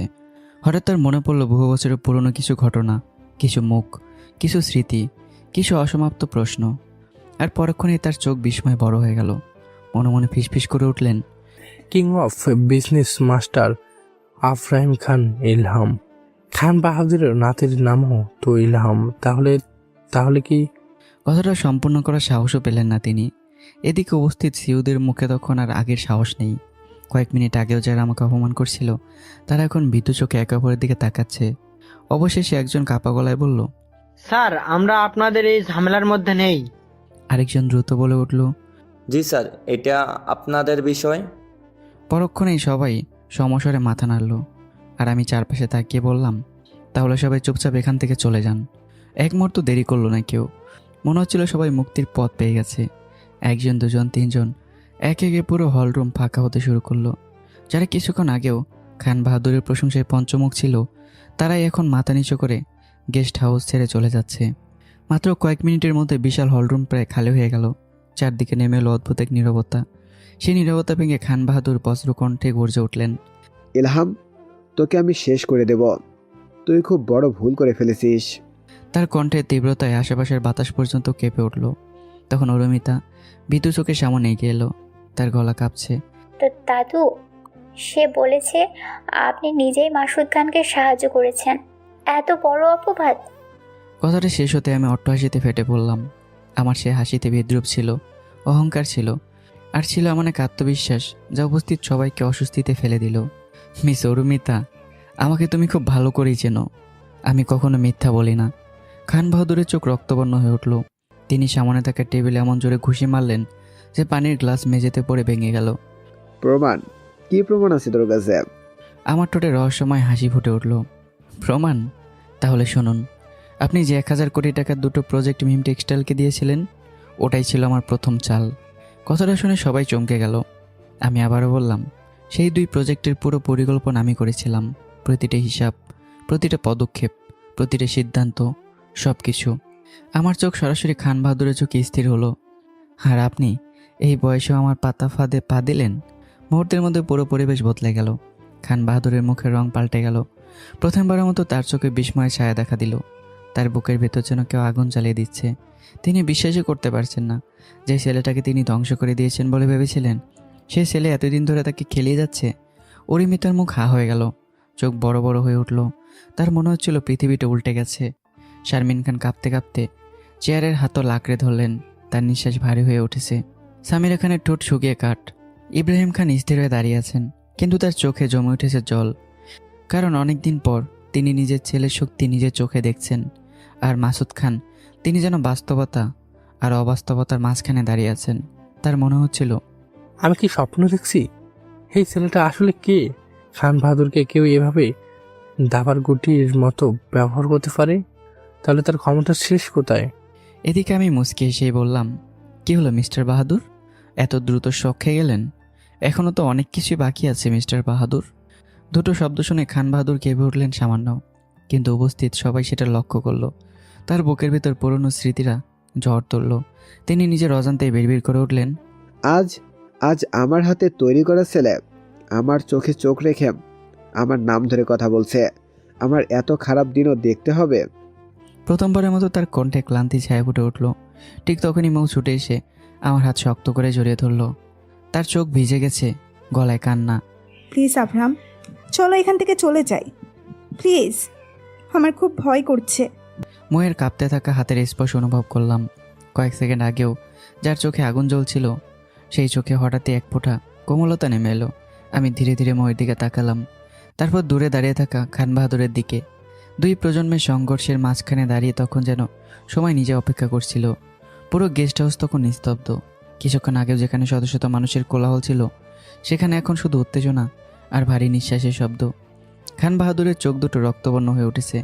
তার দৃষ্টি সরাসরি মাসুদ খানের উপর স্থির। হঠাৎ তিনি বজ্রকণ্ঠে গর্জে উঠলেন, মাসুদ, তুই তো আজ থেকে না 32 বছর আগে আমার বিরুদ্ধে যুদ্ধ ঘোষণা করেছিলে, কিন্তু এই 32 বছরে আমার সাথে পেরে উঠতে পারলি না। তার কণ্ঠ আরও কঠিন হয়ে উঠল। এখন কি হলো? বাইরের একটা ছেলেকে এনে আমার বিরুদ্ধে দাঁড় করিয়ে দিলে। কথাগুলো শুনে মৌ কেঁপে উঠল। অরিমিতার বুক ধুক করে উঠল, কিন্তু মাসুদ খান এবার আগের মতো ভেঙে পড়লেন না। প্রথমে তার চোখে ভয়ের ছায়া দেখা দিলেও পরক্ষণে নিজেকে সামলে নিলেন। ধীরে ধীরে মাথা উঁচু করলেন, তারপর ঠোঁটের কোণে ব্যঙ্গর হাসি ফুটে উঠল। কেন, ভয় করছে নাকি? খান বাহাদুরের চোখ মুহূর্তে জ্বলে উঠল। মাসুদ খান থামলেন না। এইভাবে ভয় পাচ্ছেন যে এতদিন পর একজন মানুষ আপনার সামনে দাঁড়িয়েছে, যে আপনাকে দাঁত ভাঙা জবাব দিতে জানে? পুরো হলরুম স্তব্ধ। খান বাহাদুর ধীরে ধীরে সামনে এগিয়ে এলেন। তার প্রতিটি পদক্ষেপে যেন মেঝে কেঁপে উঠছে। আমাকে দাঁত ভাঙা জবাব দেওয়ার মানুষ এখনো জন্মায়নি। যদি সাহস থাকে তুই নিজে লড়াই কর, নয়তো তোর নিজের কাউকে বল। মুহূর্তের জন্য নীরবতা। তারপর মাসুদ খান হঠাৎ মুচকি এসে উঠলেন। তিনি আমার দিকে তাকালেন, তারপর সবার সমান আমার পিঠে আলতো একটা চাপড় মেরে বললেন, ইলহাম আমার পর কেউ না, সে আমার একমাত্র মেয়ে, ময়ূর স্বামী, সে আমার জামাই। শব্দগুলো বাতাসে ভেসে উঠতেই যেন সময় থমকে গেল। সবচেয়ে বড় ধাক্কাটা খেল অরুমিতা। তার চোখ বিস্ফোরিত হয়ে গেল, মুখ ফ্যাকাশে। সে একবার আমার দিকে তাকায়, একবার মৌয়ের দিকে, তারপর আবার মাসুদ খানের দিকে। নিজের কানকে বিশ্বাস করতে না পেরে সে সত্যি কানে হাত দিল। মনে মনে শুধু একটা কথাই ঘুরছে, না, এটা হতে পারে না। আব্রাহাম বিয়ে করেছে, তাও বউকে। না না, আমি ভুল শুনছি। তার বুকের ভেতরটা মোচড় দিয়ে উঠল। অন্যদিকে দ্বিতীয় ধাক্কাটা খেল ইব্রাহিম খান ও শারমিন খান। দুজনে স্তব্ধ, তাদের চোখে বিস্ময়। তাদের ছেলে বিয়ে করেছে, জীবনের এত বড় সিদ্ধান্ত, আর তারা কিছুই জানে না। শারমিন খানের চোখ ভিজে উঠল। ইব্রাহিম খান স্থির দাঁড়িয়ে রইলেন, কিন্তু তার বুকের ভেতর যেন ঝড় বইছে। আর সবচেয়ে অদ্ভুত প্রতিক্রিয়াটা হলো খান বাহাদুরের। তিনি প্রথমে স্থির হয়ে গেলেন, তারপর ধীরে ধীরে আমার দিকে তাকালেন। দীর্ঘক্ষণ, খুব দীর্ঘক্ষণ। সেই চোখে প্রথমবারের মতো রাগের সাথে মিশে গেল বিস্ময়ে, যেন তিনি হঠাৎ করে নতুন একটা হিসাব খুঁজে পেয়েছেন। তার নাতি, তার সবচেয়ে বড় শত্রুর জামাই, এই সমীকরণ তিনি কল্পনাও করেননি। তার ঠোঁট কেঁপে উঠল। তারপর হঠাৎ করে তিনি অট্টহাসিতে ফেটে পড়লেন। সেই হাসি ছিল অদ্ভুত, ভয়ঙ্কর, আর রাগে ভরা, আর খানিকটা বিদ্রুপে মাখা। ওহ, তাহলে চাচা ভাতিজা মিলে আমার বিরুদ্ধে যুদ্ধ ঘোষণা করেছিস? বেশ, দেখি তোরা কি করতে পারিস। চাচা ভাতিসা শব্দটা শুনেই যেন বজ্রপাত হলো। মাসুদ খানের মুখের হাসি মিলিয়ে গেল। তার চোখ বড় বড় হয়ে উঠল, শরীর কেঁপে উঠল। মনে হলো পৃথিবীটা হঠাৎ পাল্টে গেছে। মৌ স্থির হয়ে গেল। তার হাত থেকে প্রায় আমার হাত ছুটে যাচ্ছিল। সে হতভঙ্গ চোখে কখনো খান বাহাদুরের দিকে, কখনো আমার দিকে তাকাতে লাগলো। অরিমিতা তো প্রায় নিঃশ্বাস নিতে ভুলে গেছে। তার মনে হচ্ছে চাচা ভাতিজা, তার মানে মাসুদ খান খান পরিবারের রক্ত। তাহলে সে... কথাগুলো মাথায় আসতে তার বুক কেঁপে উঠল। আর আমি যেন মুহূর্তের জন্য জমে গেলাম। জীবনে প্রথমবার আমার চোখে বিস্ময়ের ঝলক দেখা দিল। কি, আমার চাচা মানে? একই সাথে মাসুদ খানও বলে উঠলেন, ভাতিজা বলতে কি বোঝাতে চাচ্ছেন আপনি? ঠিক তখনই ইব্রাহিম খান মানে বাবার সামনে গেলেন। তার কণ্ঠ ভারী। মাসুদ, তুই বাবার সাথে বেয়াদবি করছিস। হাজার হলো তিনি আমাদের বাবা। কথাটা শুনেই আমি যেন বিদ্যুৎ স্পষ্ট হলাম। আমার চোখ মুহূর্তেই বাবার দিকে চলে গেল, তারপর ধীরে ধীরে মাসুদ খানের দিকে। দুজনের চোখ এক হলো। মাসুদ খান খুব আস্তে মাথা নাড়লেন, শুধু একটা ইশারা, কিন্তু সেই ইশারায় আমার পৃথিবী কাঁপিয়ে দেওয়ার জন্য যথেষ্ট ছিল। আমার চোখে একসাথে বিস্ময়, রাগ আর অবিশ্বাস খেলে গেল। এদিকে মাসুদ খান আর নিজেকে ধরে রাখতে পারলেন না। 32 বছরে জমে থাকা খুব বিস্ফোরিত হলো। তিনি গর্জে উঠলেন, তোমার মতো আমি চুরি পরে বসে থাকি না। আমার কাছে অন্যায়কারী মানে অন্যায়কারী, সে বাবা হোক অথবা সন্তান, আমি প্রতিবাদ করবই। তার কণ্ঠে এমন এক দৃঢ়তা ছিল যে মুহূর্তের জন্য পুরো হলরুম আবার নীরব হয়ে গেল। আর সেই নীরবতার মাঝখানে দাঁড়িয়ে থাকা আমি অনুভব করলাম, আজকের রাত শুধু ক্ষমতা লড়াই নয়, আজকের রাত রক্তের সম্পর্ক, বিশ্বাসঘাতকতা, ভালোবাসা আর প্রতিশোধের সব হিসাব একসাথে খুলে বসেছে। কেউ কথা বলছে না, কেউ নড়ছে না। মনে হচ্ছিল কয়েক মুহূর্ত আগে বিস্ফোরিত সত্যগুলো এখনও সবার মাথার ভেতর বজ্রপাতের মতো আঘাত করেই যাচ্ছে। ঠিক সেই সময় আমি ধীরে ধীরে সামনে এগিয়ে গেলাম। আমার চোখ দুটো রক্তবর্ণ, চোয়াল শক্ত, মুখের প্রতিটি রেখে জমে আছে বছরের পর বছর ধরে সঞ্চিত ক্ষোভ, অপমান আর বেদনা। আমি আব্রাহাম খান ইলহাম ঘোষণা দিচ্ছি, আমি এতিম। আমার কোনো মা নেই, আমার কোনো বাবা নেই। যে পরিবার বিনা অপরাধে আমাকে অপমানের শেষ সীমায় পৌঁছে দিতে পারে, সেই পরিবারের সঙ্গে আমার কোনো সম্পর্ক নেই। কথাগুলো শেষ হতেই মনে হলো কারো বুকের ভেতর ছুরি ঢুকে গেল। শারমিন খানের ঠোঁট কেঁপে উঠল, চোখ মুহূর্তেই ভিজে গেল। মায়ের হৃদয় যেন চিৎকার করে উঠল। তার মনে পড়ে গেল ছোট্ট সেই ছেলেটার কথা, যে একসময় তার আঁচল ধরে ঘুরে বেড়াতো। আর সেই ছেলে সবার সামনে দাঁড়িয়ে বলছে, আমার কোনো মা নেই। পাশে দাঁড়িয়ে থাকা বাবার অবস্থা ভয়াবহ। তার বুকের ভেতরটা মোচড় দিয়ে উঠল। মনে হচ্ছিল কেউ তার কলিজা ছেড়ে টুকরো টুকরো করে ফেলছে। কিন্তু তিনি কিছু বুঝতে পারলেন না, কারণ তার ছেলের চোখে তিনি শুধু রাগ দেখছেন না, দেখছেন বছরের পর বছর জমে থাকা অভিমান। এদিকে আমি আবারও সামনে তাকালাম। আমার চোখ এবার স্থির হলো খান বাহাদুরের ওপর। আমি আব্রাহাম খান ইলহাম ওয়াদা করছি, খান টেক্সটাইল ইন্ডাস্ট্রির অস্তিত্ব আমি মুছে দেব। এই সাম্রাজ্য আমি ধ্বংস করে ছাই করে দেব। শব্দগুলো যেন এক একটা কামানের গোলা হয়ে আঘাত করলো। খান বাহাদুরের মুখ বিকৃত হয়ে গেল রাগে। তিনি বজ্রকণ্ঠে গর্জে উঠলেন, মাসুদ, এই ছেলে পাগল হয়ে গেছে, দিনের আলোতে দাঁড়িয়ে স্বপ্ন দেখছে। তার কণ্ঠে বিদ্রুপ থাকলেও চোখে প্রথমবারের মতো অস্থিরতা দেখা দিল, কারণ তিনি জানেন এই ছেলেটা কোনো সাধারণ ছেলে নয়। ঠিক তখন অরুমিতা ঠোঁট বাঁকিয়ে বলল, আর ইলহাম ভাই, আপনার মতো মানুষের সাথে কোনো মেয়ে বেশি দিন থাকবে না। দেখবেন এই মেয়েও একদিন আপনাকে ছেড়ে চলে যাবে। কথাটা শেষ হওয়ার আগেই মৌ এগিয়ে এলো। তার চোখে আগুন, মুখের দৃঢ়তা। সে গর্জন দিয়ে বলল, মিস অরুমিতা, আমার শেষ নিঃশ্বাস পর্যন্ত আমি আমার আব্রাহামের হাত ছাড়বো না। আমি যদি আজ গর্ভবতী না হতাম, তাহলে এই মুহূর্তে স্টেজে উঠে আপনার গাল লাল করে দিতাম। তবে চিন্তা করবেন না, সেই থাপ্পড়টা তোলা রইল, সময় হলে সুদ সহ ফেরত দেব। মনে হলো পুরো হলরুমে একসাথে বজ্রপাত হলো, কারণ সবার কানে আটকে গেল একটাই শব্দ, গর্ভবতী। শারমিন খান হঠাৎ দুই হাতে মুখ চেপে ধরলেন। তার চোখ বেয়ে জল গড়িয়ে পড়ল। তার নাতি, তাদের বংশের নতুন আলো পৃথিবীতে আসতে চলেছে। কিন্তু সে আনন্দকে তিনি বুকে জড়িয়ে ধরার অধিকার হারিয়েছেন। ইব্রাহিম খানও স্থির হয়ে গেলেন। তার বুকের ভিতর আনন্দ আর বেদনা একসাথে যুদ্ধ শুরু করলো। একদিকে তিনি দাদা হতে চলেছেন, অন্যদিকে নিজের ছেলে তাকে বাবা বলে অস্বীকার করছেন। এই যন্ত্রণার ভাষা নেই। আর খান বাহাদুর, তিনি সত্যিই হতবাক। তার চোখ বড় বড় হয়ে গেল। মনে হচ্ছিল তিনি নিজের কানকে বিশ্বাস করতে পারছেন না। ময়ের সাহসী ঘোষণা তাকে কয়েক সেকেন্ডের জন্য বাকরুদ্ধ করে দিল। অরুমিতার অবস্থা আরও করুণ। তার শ্বাস আটকে গেল। ময়ের হুমকি, তারপর গর্ভবতী হওয়ার খবর, সব কিছু মিলে তার মুখের রং উধাও হয়ে গেল। সে শুধু ফ্যালফ্যাল করে তাকিয়ে রইল। এদিকে আমি আবারও সামনে এগিয়ে গেলাম। আমার চোখে তখন ঝড়, কণ্ঠে আগুন। খান বাহাদুর, খুব শীঘ্রই আপনার পুরো সাম্রাজ্য ধ্বংস হয়ে যাবে, আর সেই ধ্বংসের সাক্ষী আপনি নিজেই হবেন। কথাটা বলার এক মুহূর্ত দাঁড়ালাম না। ধীরে ধীরে ময়ের হাত শক্ত করে ধরলাম। তারপর ঘুরে দাঁড়ালাম।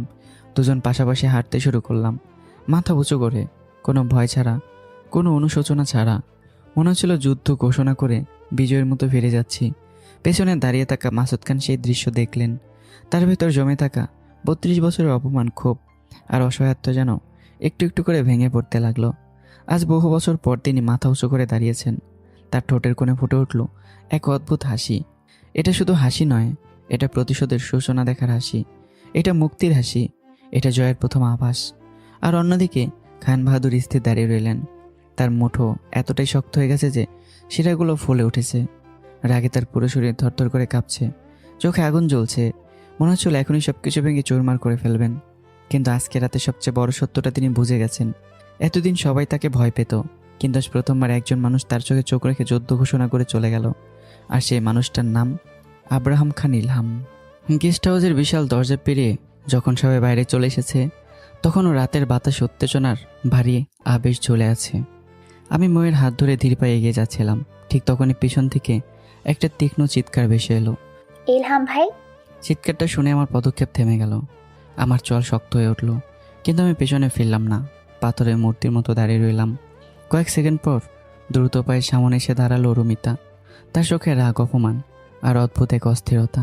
ঠোঁট বাঁকিয়ে সে বলল, বউকে তো ভালোই পটিয়েছো ইলহাম ভাই। কিভাবে, কখন? আমি যে তোমার এক্স ওয়াইফ সেটা কেউ জানে? কথাটা শেষ হওয়ার সাথে সাথেই তারপর দুটো থাপ্পড় এসে পড়লো অরুমিতার গালে।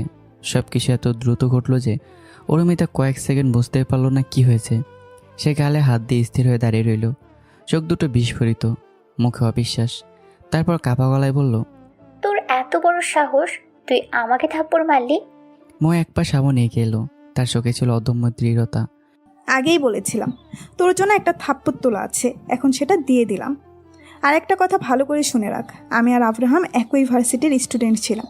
আমরা অনেক আগে থেকে একে অপরকে ভালোবাসি। তুই যেসব গল্প বানিয়ে বেড়াস সেগুলো দিয়ে আমার সংসার ভাঙতে পারবি না। তারপর ঠান্ডা গলায় বলল। কথাগুলো শুনে অরুমিতার মুখের রং বদলে গেল। তার চোখে প্রথমবারের মতো ভয়ের ছাপ দেখা দিল। এদিকে আমি নীরবে দাঁড়িয়েছিলাম। আমার বুকের ভিতর অদ্ভুত এক শান্তি নেমে এলো। আজ প্রথমবার কেউ আমার হয়ে লড়ছে, কেউ অন্ধবিশ্বাস নিয়ে আমার পাশে দাঁড়িয়েছে। আমার চোখের কঠোরতা খানিকটা নরম হয়ে গেল। আর মৌ, সে থামলো না, আরও দৃঢ় কণ্ঠে বলল, আমি আমার স্বামীকে বিশ্বাস করি, শেষ নিঃশ্বাস পর্যন্ত করব। তুই যে মিথ্যা অপবাদ দিয়েছিস সেটাও আমি জানি, তাই আমার সামনে আব্রাহামকে নিয়ে একটা কথাও বলবি না। অরুমিতা যেন বাকরুদ্ধ হয়ে গেল। তার মনে হচ্ছিল এতদিন যে অস্ত্র দিয়ে সে আঘাত করত, আজ সে অস্ত্র ভেঙে চুরমার হয়ে গেছে। কিছুক্ষণ চুপ থেকে দাঁতে দাঁত চেপে বলল, দেখবো তোদের এই বিশ্বাস কতদিন থাকে। দাদুকে নিয়ে আমিও মাঠে নামবো। ঠিক তখন আমি ধীরে মাথা তুললাম। আমার কণ্ঠ স্বাভাবিক শান্ত। আচ্ছা অরু, তোর জামাইয়ের নাম যেন কি? হ্যাঁ হ্যাঁ, আকাশ। সে কোথায়? অরুমিতা বুড়ো কুচকে বলল, বিদেশে গেছে। আমি স্থির চোখে তাকিয়ে রইলাম। তোর সাথে কথা বলিস না? অরুমিতা এবার একটু অস্বস্তি বোধ করলো। কেন? সে কিছুদিন ধরে আমার সাথে রাগ করে কথা বলে না। ওর সাথে বিদেশ যায়নি তাই। আমার চোখে তখন অদ্ভুত এক শীতলতা। ধীরেই বললাম, আর কোনোদিন বলবেও না। কথাটা শুনে অরুমিতার বুক ধুক করে উঠল। তার হাত পা ঠান্ডা হয়ে গেল, মুখের রং উধাও হয়ে গেল। কি কি বললে ইলহাম ভাই? কি বলতে চাইছো? তার গলা কাঁপছিল, চোখে আতঙ্ক জমতে শুরু করেছে। পাশে দাঁড়িয়ে থাকা মৌ হঠাৎ থমকে গেল। তার বুকের ভেতর অকারণে একটা অস্বস্তি জন্ম নিল। ঠান্ডা একটা স্রোত যেন শরীর বেয়ে নেমে গেল। আমি কিছুক্ষণ নীরব রইলাম, তারপর বললাম, তোর স্বামী আর ফিরবে না। এই কথাটা শুনে অরুমিতার পৃথিবী যেন থেমে গেল। তার ঠোঁট কাঁপতে লাগলো, চোখে জল জমে উঠল। সে এক পা পিছিয়ে গেল, তারপর আরেক পা। না না, মিথ্যে, এটা মিথ্যে। সে মাথা নাড়তে লাগলো বারবার, যেন সত্যিটাকে অস্বীকার করতে চাইছে। তার নিঃশ্বাস ভারী হয়ে এলো, চোখ থেকে জল গড়িয়ে পড়ল। না, তুমি মিথ্যে বলছো। আকাশ আমাকে ছেড়ে যেতে পারে না। তার কণ্ঠ ভেঙে গেল। অরুমিতা হঠাৎ ভেঙে পড়ার মতো টলমল করতে লাগলো। এদিকে মো নিঃশব্দে দাঁড়িয়ে রইল। সে অরুমিতার দিকে তাকালো, তারপর আমার দিকে। তার মনে হলো এই মুহূর্তে অরুমিতার সমস্ত অহংকার, সমস্ত জেদ, সমস্ত রাগ ভেঙে চুরমার হয়ে গেছে। প্রথমবারের মতো সে অরুমিতার চোখে এক অসহায় মানুষের কান্না দেখতে পেল। আর রাতের নিঃশব্দ বাতাসে শুধু অরুমিতার কাঁপতে থাকা নিঃশ্বাসের শব্দ ভেসে বেড়াতে লাগলো। তার চোখে তখন কোনো রাগ ছিল না, বরং ছিল এমন এক শীতলতা যা মানুষকে ভেতর থেকে কাঁপিয়ে দেয়। তারপর ধীরে ধীরে আমি বললাম, তুই আর আকাশ মিলে যা করেছিস, আর খান বাহাদুর যেসব অন্যায় করেছে, সব কিছুর হিসাব আমি নেব। আকাশের অধ্যায় শেষ, এখন তোর আর খান বাহাদুরের পালা। কথাগুলো যেন বিষাক্ত তীরের মতো গিয়ে বেঁধল অরুমিতার বুকে। তার মুখের রং মুহূর্তেই ফ্যাকাশ হয়ে গেল। মৌ কেঁপে উঠল, তার বুকের ভেতরটা হঠাৎ মোচড় দিয়ে উঠল। যে ইলহামকে সে চেনে, সেই মানুষটার চোখে আজ এক ভয়ঙ্কর প্রতিজ্ঞার আগুন জ্বলছে। অন্যদিকে অরুমিতা ধপ করে মাটিতে বসে পড়ল, চোখ থেকে অনবরত জল গড়িয়ে পড়ছে। কিন্তু তার কান্নার চেয়ে বড় ছিল তার ভয়। একটা সত্য তাকে ভেতর থেকে ছিন্ন ভিন্ন করে দিচ্ছিল। যদি খান বাহাদুর জানতে পারে সেদিন আমাকে ফাঁসানোর খেলায় সে নিজে জড়িয়েছিল, তাহলে ভাবতেই তার বুকের রক্ত হিম হয়ে গেল। কারণ সে ভালো করেই জানে খান বাহাদুর শত্রুকে ক্ষমা করতে পারে না, আর বিশ্বাসঘাতককে তো কখনোই না। আমি আর এক মুহূর্ত দাঁড়ালাম না, ময়ের হাত শক্ত করে ধরে গাড়ির দিকে এগিয়ে গেলাম। গাড়িতে ওঠার পর দীর্ঘক্ষণ কেউ কোনো কথা বললাম না। চারপাশে শুধু ইঞ্জিনের শব্দ। হঠাৎ মৌ নিচু স্বরে বলল, তুমি সত্যিই অরুর স্বামীকে মেরে ফেলেছ? প্রশ্নটা শুনেই আমার মুখের পেশি শক্ত হয়ে উঠল। আমার চোখের গভীরে হঠাৎ একরাশ যন্ত্রণা ভেসে উঠল। অনেকক্ষণ চুপ থেকে বললাম, প্লিজ মৌ, সেদিন আমার সঙ্গে কি হয়েছিল তার ন্যূনতম ধারণাও তোমার নেই। সেদিন আমি বেঁচে ছিলাম না, আমি মরে গিয়েছিলাম। আল্লাহ আমাকে দ্বিতীয়বার জীবন দিয়েছেন। কথাগুলো বলার সময় আমার চোখে এমন এক কষ্ট ফুটে উঠল, যা দেখে ময়ের বুকটা মোচড় দিয়ে উঠল। সে আর কোনো প্রশ্ন করলো না, শুধু নিঃশব্দে আমার হাতটা আরও শক্ত করে ধরে রইল। বাড়িতে পৌঁছানোর পর ঘটল আরেক বিস্ময়। গাড়ি থেকে নামতে মাসুদ খান দ্রুত এগিয়ে এলেন। পরের মুহূর্তে তিনি আমাকে বুকের মধ্যে জড়িয়ে ধরলেন আর হাওমাও করে কেঁদে উঠলেন। বহু বছরে জমে থাকা কষ্ট যেন এক মুহূর্তে বেরিয়ে এলো। ইলহাম, তুই আমার বংশের রক্ত, তুই আমার বড় ভাইয়ের সন্তান। আমি নিঃশব্দে তাকে জড়িয়ে ধরলাম। আমার বুকের ভিতর অদ্ভুত এক উষ্ণতা ছড়িয়ে পড়ল। জীবনে প্রথমবার আমি অনুভব করলাম কেউ আমাকে নিজের রক্ত বলে দাবি করছে। কিছুক্ষণ পর আমি ধীরে ধীরে বললাম, চাচ্চু, তুমি বাড়ি ছেড়েছিলে কেন? প্রশ্নটা শুনে মাসুদ খান থমকে গেলেন। মুহূর্তের জন্য তার চোখে পুরনো ক্ষতের ছায়া ভেসে উঠল। ধীরে ধীরে তিনি আমাকে ছেড়ে দিয়ে বললেন, সামরে খানের জন্য। মেজো চাচি, উনি কি করেছেন? মাসুদ খান গভীর শ্বাস ফেললেন, তারপর ধীরে ধীরে বলতে শুরু করলেন, তোর বাবা বিয়ে করার আগেই তোর মেজো চাচা ইউসুফ খান সামিরা খানকে প্রেম করে বিয়ে করেছিল। তাকে দেখে যতটা সহজ সরল মনে হয়, সে তার চেয়েও শতগুণ বেশি ভয়ঙ্কর। কথাটা শুনে আমার ভুরু কুঁচকে গেল। মাসুদ খান আবার বললেন, তোর জীবনে যা যা ঘটেছে তার সব আমি জানি না, কিন্তু একটা সময় তুই নিজেই জানতে পারবি এর পেছনে এই মহিলার হাত আছে। এবার সত্যি আমি চমকে উঠলাম। আমার চোখ বিস্ফোরিত হয়ে উঠল। অসম্ভব, ওনাকে দেখলে তো খুব ভালো মানুষ মনে হয়। মাসুদ খান তিক্ত হাসলেন। এটাই তার সবচেয়ে বড় অস্ত্র, সেই তোমার দাদাকে কন্ট্রোল করে। তারপর এক একটা শব্দ জোর দিয়ে বললেন। কথাটা শোনার পর যেন পুরো ঘরটা নিস্তব্ধ হয়ে গেল। ময়ের চোখ বড় বড় হয়ে গেল। আয়েশা খান বিস্ময়ে মুখে হাত চাপা দিলেন। আর আমি যেন পাথর হয়ে দাঁড়িয়ে রইলাম। আমার মুখে অবিশ্বাস, চোখে বিস্ময়। মনে হচ্ছিল পৃথিবীর সবচেয়ে অসম্ভব কথাটা আমি শুনছি। হঠাৎ আমি চিৎকার করে উঠলাম, কি বলছো যাচ্ছ? দাদুকে চাচি কন্ট্রোল করে? এটা কেউ বিশ্বাস করবে না। খান বাহাদুর পুরো বিজনেস দুনিয়াকে কন্ট্রোল করে, আর তাকে কন্ট্রোল করবে একজন মহিলা? গলা কাঁপছিল, কারণ এই সত্যটা সমস্ত ধারণাকে ভেঙে চুরমার করে দিচ্ছিল। মাসুদ খান স্থির কণ্ঠে বললেন, ইলহাম, তুই হতে পারিস বিজনেস কিং, বিজনেস পলিটিক্স তোর মতো মানুষ কম আছে, কিন্তু বিজনেস পলিটিক্সের চেয়েও বড় একটা পলিটিক্স আছে, সেটা হলো ফ্যামিলি পলিটিক্স। তার চোখে তখন বহু বছরের অভিজ্ঞতার ছাপ। আর সামিরা খানের সঙ্গে সেই খেলায় তুই কখনো পারবি না। কথাটা শুনে আমার বুকের ভিতর যেন বজ্রপাত হলো। যে ছেলে কয়েক ঘন্টা আগে শত মানুষের সামনে দাঁড়িয়ে খান বাহাদুরকে চ্যালেঞ্জ করেছে, যে ছেলেকে দেখে সবাই ভয় পায়, সেই ছেলে প্রথমবারের মতো গভীর চিন্তায় ডুবে গেল। তার চোখে ভেসে উঠল অজস্র প্রশ্ন। তাহলে কি আমি এতদিন ভুল শত্রুর সঙ্গে যুদ্ধ করেছি? তাহলে কি পর্দার আড়ালে আরেকজন খেলোয়াড় ছিল? আমার মুঠো ধীরে ধীরে শক্ত হয়ে উঠল, জল শক্ত হয়ে গেল। অন্যদিকে ময়ের বুকও ধরপড় করতে লাগলো। সে নিঃশব্দে আমার পাশে এসে দাঁড়ালো, আমার হাতটা শক্ত করে ধরে ফেললো, কারণ সে বুঝতে পারছে খান বাহাদুরের বিরুদ্ধে যুদ্ধ যতটা ভয়ঙ্কর ভেবেছিল, বাস্তবতা হয়তো তার চেয়ে অনেক বেশি অন্ধকার।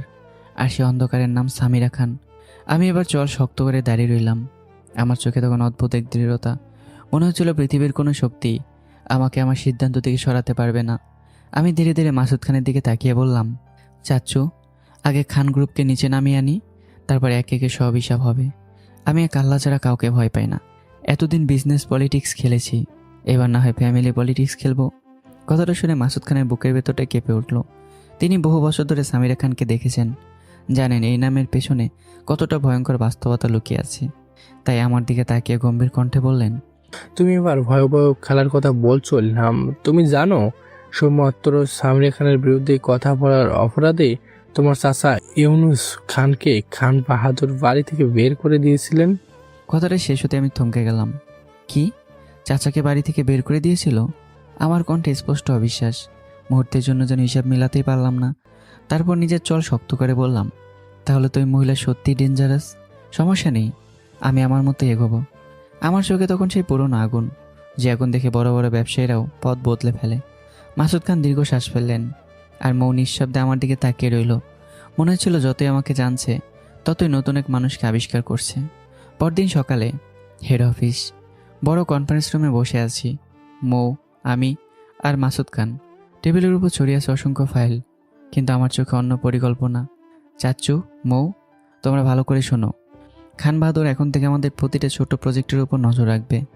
তাই ছোট খেলা বন্ধ, এবার আমরা বড় খেলা খেলবো। কথাটা শুনে মৌ ভুরু কুঁচকে তাকালো, তার চোখে কৌতূহল। আর মাসুদ খানের বুক ধুক করে উঠল, কারণ আমার মুখে বড় খেলা কথাটার মানে কখনো সাধারণ কিছু হয় না। মাসুদ খান গম্ভীর কণ্ঠে বললেন, তুমি কি ভাবছো? এবার বড় প্রজেক্টে যাব, এমন প্রজেক্ট যেটা দেখে খান বাহাদুরের রাতের ঘুম হারাম হয়ে যাবে। কথাটা শুনে ময়ের চোখে উত্তেজনা ঝিলিক ফুটে উঠল। অন্যদিকে মাসুদ খান চিন্তায় পড়ে গেলেন।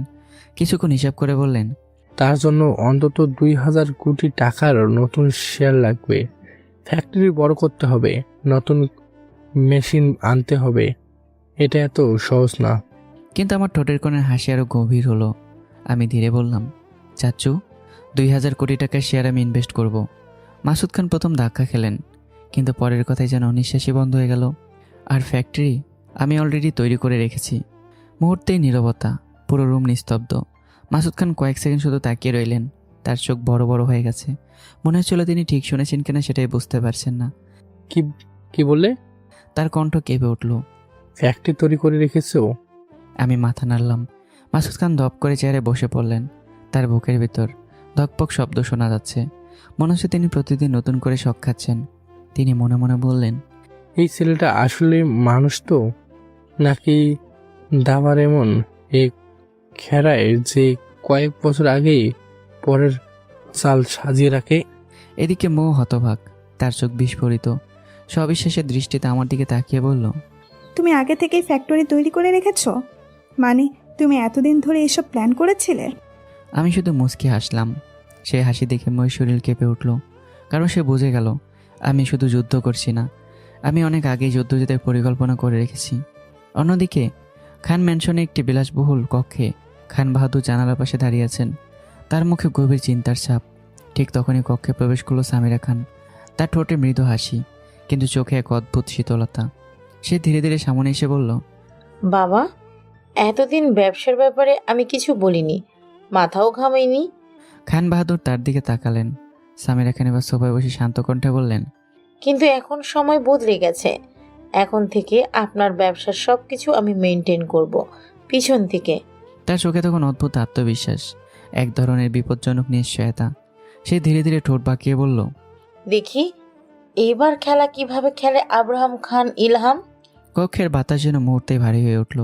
একদিকে আমি, অন্যদিকে সামিরা খান। দুজনেই চাল দিচ্ছি, দুজনে অপেক্ষা করছি। আর কেউই জানে না এই যুদ্ধের শেষে কে দাঁড়িয়ে থাকবে আর কে বা ইতিহাস হয়ে যাবে। অন্যদিকে খান ম্যানশনের বিশাল স্টাডি রুমে তখন থমথমে পরিবেশ। দেয়ালে জ্বলে থাকা দামি পেন্টিং, ঝাড়বাতির আলো আর নরম কার্পেট, সব কিছু যেন সেই মুহূর্তে নিষ্প্রাণ হয়ে গিয়েছিল। খান বাহাদুর গভীর চিন্তায় ডুবেছিলেন। তার জীবনে খুব কম মানুষই তাকে ভাবাতে পেরেছেন, কিন্তু আমি তাদের মধ্যে থেকে একজন। কিছুক্ষণ নীরব থাকার পর তিনি ধীরে বলে উঠলেন, সামিরা, তুমি আসলে কি করতে চাইছো? ইলহাম কিন্তু সাধারণ কেউ না। ছেলেটা ব্যবসায়িক, রাজনীতিক, খুব ভালো বোঝে। সামিরা খান ঠোঁটের কোণে হালকা হাসি ফুটিয়ে চেয়ারে হেলান দিল। তার চোখে তখন এক আত্মবিশ্বাস যা খান বাহাদুরের মতো মানুষকেও সতর্ক করে দেয়। সে শান্ত স্বরে বলে, বাবা, ইলহামকে হারাতে হলে তার বিরুদ্ধে না খেললেই হবে না। ওর নিজের তৈরি করা বোর্ডে ওকেই ফাঁদে ফেলতে হবে। খান বাহাদুর বুড়োকুসকে তাকালেন। সামির এবার সামনে ঝুঁকে বলল, আপনি কোম্পানির সিইও, কিন্তু এবার থেকে তার চোখ দুটো অসম্ভবভাবে চকচক করে উঠল। পেছনের আসল সিইও আমি। কথাটা শুনে খান বাহাদুর পর্যন্ত কয়েক সেকেন্ড নিশ্চুপ হয়ে গেলেন। তার মতো মানুষের চোখে বিস্ময় ছায়া ফুটে উঠল। তিনি সামিরা খানের দিকে তাকিয়ে রইলেন। মনে মনে বললেন, এই মহিলার মাথার ভিতরে কি আছে? ব্যবসায়িক চাল বোঝে, রাজনৈতিক চাল বোঝে, কিন্তু সামিরার চালগুলো সবসময় অদৃশ্য থাকে। এ কারণেই হয়তো এত বছর ধরে সবাইকে নিজের ইচ্ছা মতো নাচাতে পেরেছে। প্রথমবারের মতো খান বাহাদুরের মনে হলো হয়তো এই যুদ্ধে আমার চেয়ে ভয়ঙ্কর একজন খেলোয়াড় মাঠে নেমেছে। অন্যদিকে মাসুদ খান টেক্সটাইলের প্রধান কার্যালয়ে বড় কনফারেন্স রুমে বসে আছে আমি, মৌ আর মাসুদ খান। টেবিলের উপর ছড়িয়ে আছে নতুন প্রকল্পের ফাইল। আমি ফাইলগুলো বন্ধ করে সামনে রাখলাম। চাচ্চু, আপনি সব ছোট প্রজেক্ট নিয়ে কাজ করবেন, আর আমি আর মৌ বড় প্রজেক্টগুলো দেখব। এবার দেখি খান বাহাদুর কি করতে পারে। কথাটা শুনে মাসুদ খান উদ্বিগ্ন হয়ে উঠলেন। তিনি ধীরে ধীরে বললেন, ইলহাম, একটা বিষয় ভুলে যেও না।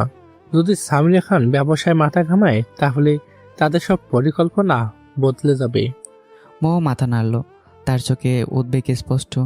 হ্যাঁ আব্রাহাম, বাবা যেভাবে ওই মহিলার কথা বলেছে, আমার মনে হয় তারা আগের প্ল্যান বদলে ফেলবে। আমি কয়েক সেকেন্ড চুপ করে রইলাম। তারপর হঠাৎ মুচকে হাসলাম। সেই হাসিটি দেখে ময়ের বুকের ভিতর কেমন যেন কেঁপে উঠল। কারণ এই হাসি সে আগেও দেখেছে, আর প্রতিবার এই হাসির পর এমন কিছু ঘটেছে যা কেউ কল্পনাও করতে পারেনি। মৌ, আগেও বলেছি আমি খালি মাঠে গোল দিতে পছন্দ করি না। খেলার আসল মজা তো তখনই যখন প্রতিপক্ষ ভাবে সে জিতেছে, কিন্তু কিছু বড় জিততে হলে মাঝে মাঝে আগে কিছু হারাতে হয়। কথাটা শুনে পুরো রুম নিস্তব্ধ হয়ে গেল। মৌ থমকে গেল। তার চোখ বড় বড় হয়ে উঠল। তার মনে হচ্ছিল সে কথার অর্থ বুঝতে পারছে, আবার পারছেও না। মাসুদ খান স্থির হয়ে বসে রইলেন। তার শরীরের লোম দাঁড়িয়ে গেছে, বুকের ভিতর দুকপুক শব্দ বাড়ছে। তিনি অবিশ্বাসের দৃষ্টিতে আমার দিকে তাকিয়ে আছেন, আর মনে মনে বললেন, আমি কি সত্যি এই ছেলেটার সঙ্গে একই রক্তের সম্পর্ক বহন করি? এ কেমন চিন্তা ভাবনা, এ কেমন খেলা! হারার ভেতর জেতার পরিকল্পনা। তার মাথায় কিছুই ঢুকছে না। যতবার তিনি ভাবেন আমাকে বুঝে ফেলেছেন, ততবারই আমি নতুন এক রহস্য সামনে দাঁড় করাই। অন্যদিকে ময়ের বুকের ভিতর অদ্ভুত অনুভূতি জন্ম নিল। ভয়, বিস্ময় আর গর্ব, সব কিছু মিলেমিশে একাকার। সে চুপচাপ আমার দিকে তাকিয়ে রইল, কারণ সে বুঝতে পারছে এখন আর শুধু ব্যবসার যুদ্ধ চলছে না। এটা এমন এক দাবার খেলা যেখানে প্রতিটি চালের পেছনে আরেকটি গোপন চাল লুকিয়ে থাকে। একদিকে সামিরা খান, অন্যদিকে আমি, আর মাঝখানে দাঁড়িয়ে আছে খান সাম্রাজ্য, যার ভবিষ্যৎ নির্ধারণ করবে কে আগে কার ফাঁদে পা দেয়। পরদিন ঢাকার অভিজাত বাণিজ্যিক এলাকায় অবস্থিত একটি 5 তারকা হোটেলের বিশাল কনফারেন্স হলে বসেছে এক গুরুত্বপূর্ণ সভা। আজকের আলোচনার বিষয় 6,000 কোটি টাকার শীতকালীন পোশাক রপ্তানির বিশাল আন্তর্জাতিক প্রকল্প। জাপানের একটি স্বনামধন্য কোম্পানি এই প্রকল্পের জন্য বাংলাদেশের শীর্ষ কোম্পানিগুলোর মধ্যে প্রতিযোগিতা আয়োজন করেছে। হলরুমে একে একে উপস্থিত হয়েছে দেশের শীর্ষ 5টি শিল্পগোষ্ঠীর প্রতিনিধি। পরিবেশটা ছিল গম্ভীর, তবে তার ভেতরে লুকিয়ে ছিল তীব্র প্রতিযোগিতার উত্তাপ। ঠিক তখনই দরজা খুলে ভেতরে প্রবেশ করলাম আমিও মৌ।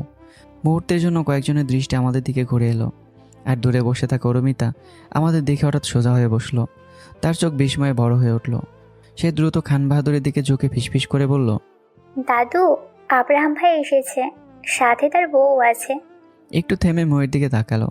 কথাটা শুনে খান বাহাদুর ধীরে ধীরে মুখ তুললেন। তার চোখ মুহূর্তে কঠিন হয়ে উঠল। পাশাপাশি সামিরা খানও দৃষ্টি ঘুরিয়ে তাকালেন। দুজনের চোখে একই আগুন, একই রাগ, একই অস্বস্তি। তাদের সামনে দাঁড়িয়ে থাকা ছেলেটা এখন আর আগের সে অবহেলিত ইলহাম নয়, সে এখন তাদের সাম্রাজ্যের জন্য বাস্তব হুমকি। ঠিক তখনই মঞ্চে উঠলেন জাপানি কোম্পানির বাংলাদেশি প্রধান নির্বাহী কর্মকর্তা। তিনি মাইক্রোফোন হাতে নিয়ে বললেন, হ্যালো এভরিওয়ান, আপনাদের সবাইকে ধন্যবাদ উপস্থিত থাকার জন্য। আগে আমাদের বড় প্রকল্পগুলোতে সাধারণত বাংলাদেশের 3 বা 4টি প্রতিষ্ঠিত কোম্পানি অংশগ্রহণ করত, কিন্তু এবার আমরা নতুন একটি কোম্পানিকেও সুযোগ দিচ্ছি। কিছুক্ষণ থেমে তিনি মুচকি হাসলেন। তার দৃষ্টি গিয়ে থামল আমার উপর।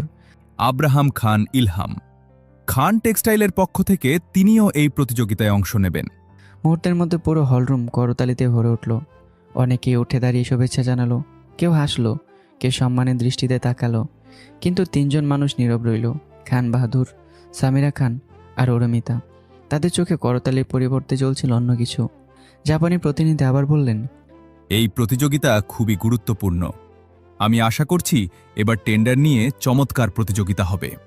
আমাদের ফ্যাশন ডিজাইনার আপনাদের সব টেকনিক্যাল ডিটেলস বুঝিয়ে দেবেন, তারপর আপনারা নিজেদের প্রস্তাব জমা দেবেন। বক্তব্য শেষ করে তিনি মঞ্চ ছেড়ে চলে গেলেন। কিছুক্ষণ পর মিটিং শেষ হলো। এক এক করে বিভিন্ন কোম্পানির সিউরা বেরিয়ে যেতে শুরু করলেন। আর ঠিক তখনই মুখোমুখি হলো 2 পক্ষ। একদিকে খান বাহাদুর, সামিরা খান, অরুমিতা, অন্যদিকে আমিও মৌ। চারপাশের বাতাস যেন হঠাৎ ভারী হয়ে উঠল। খান বাহাদুর ধীরে ধীরে সামনে গেলেন, তার চোখে হিংস্র সতর্কবার্তা।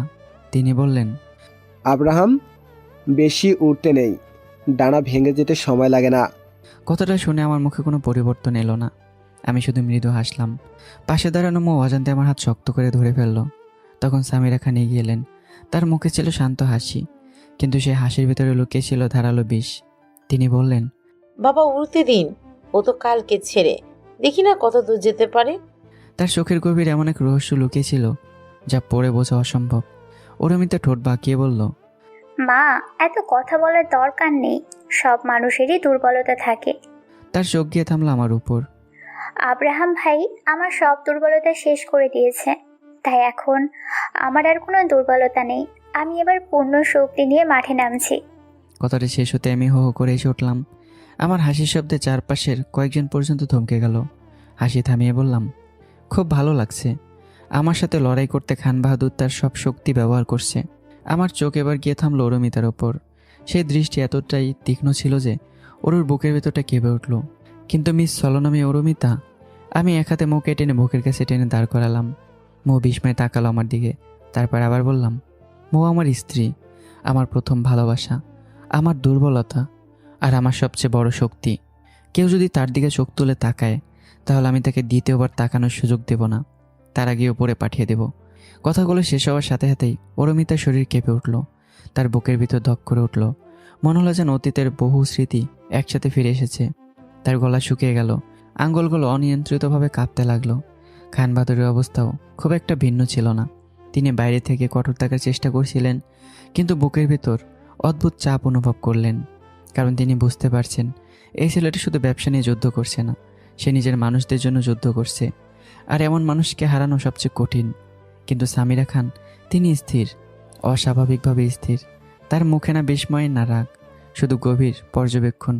মনে হচ্ছিল তিনি আমার প্রতিটি শব্দ, প্রতিটি অভিব্যক্তি, প্রতিটি দুর্বলতা মনে গেঁথে নিচ্ছেন। তার চোখের গভীর এমন এক রহস্যময় ছায়া ছিল যা দেখে বোঝা যাচ্ছিল এই যুদ্ধ এখনও শুরু হয়েছে মাত্র। আর আমার বুকের সাথে দাঁড়িয়ে থাকা সেই মৌ, তার চোখ ভিজে উঠল গর্বে, ভালোবাসায়, নিরাপত্তার অনুভূতিতে। মনে হচ্ছিল পৃথিবীর সমস্ত ঝড় যদি একসাথে নেমে আসে, এই মানুষটার পাশে থাকলে সে ভয় পাবে না। অজান্তে সে আমার বাহু আরও শক্ত করে আঁকড়ে ধরল। আর তার বুকের ভিতর নিঃশব্দ উচ্চারিত হলো একটাই কথা, যুদ্ধ যত বড়ই হোক, আমি তোমার পাশেই থাকবো আব্রাহাম। রাতের বেলা ডাইনিং টেবিলের উপর সাজানো ছিল নানা রকম খাবার, কিন্তু খাবারের চেয়ে বেশি ভারী ছিল পরিবেশ। 4 জন মানুষ একই টেবিলে বসে থাকলেও সবার মাথায় ঘুরছে একই নাম, সামিরা খান। মাসুদ খান দীর্ঘ শ্বাস ফেলে পানির গ্লাস নামিয়ে রাখলেন। তারপর আমার দিকে তাকিয়ে ধীর গলায় বললেন, ইলহাম, আজ সামিরা খান কিছু বলেছে? প্রশ্নটা শুনে মৌ মাথা তুলল। তার চোখে এখনো দুপুরে সেই সাক্ষাতের ছাপ স্পষ্ট।